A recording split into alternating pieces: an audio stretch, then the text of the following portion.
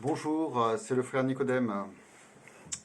Alors j'espère que ce temps de confinement se passe bien pour vous, que vous n'avez pas des soucis de santé ou autres. Aujourd'hui nous avons un évangile, j'espère que vous avez lu, où Jésus fait une remarque à un scribe.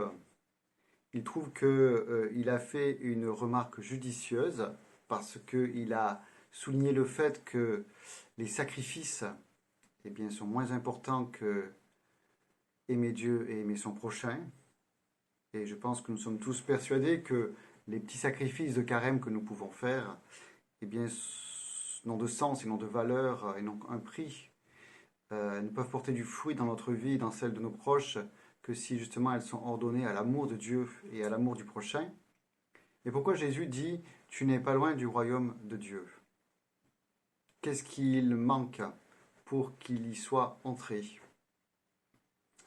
Alors, la première hypothèse, c'est accepter d'entrer dans la foi en Jésus, accepter d'entrer dans cette confiance en Jésus, de le suivre, de comprendre que Jésus peut donner la grâce, la force d'amour pour accomplir ses commandements et pour que les sacrifices qui sont opérés dans nos vies et vraiment la valeur que Jésus attend, c'est-à-dire servent à l'amour de Dieu et à l'amour du prochain, et que nous puissions aimer notre prochain au nom de Jésus.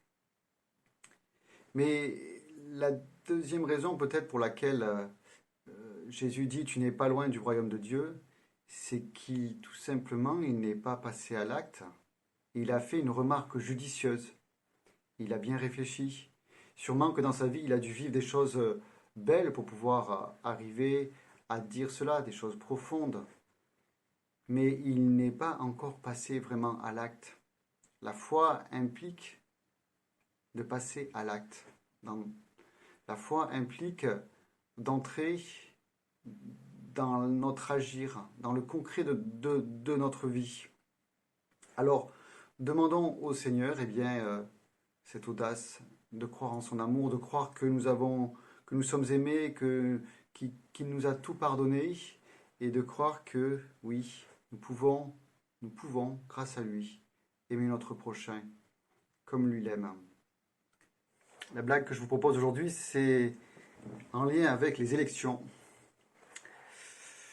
Enfin, la vie politique, on va plutôt dire. C'est donc Camillo et Pépone.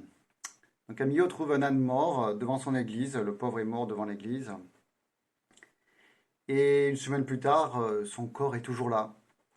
Alors le prêtre décide d'appeler Pépone, le maire. « Monsieur le maire, j'ai un âne mort depuis une semaine devant la porte de mon église. » Le maire, grand adversaire du prêtre, lui rétorque. « Mais mon père, n'est-ce pas au Seigneur qu'il appartient de s'occuper des morts ?»« En effet, dit le curé, mais il est de mon devoir de prévenir la famille. » Bonne journée.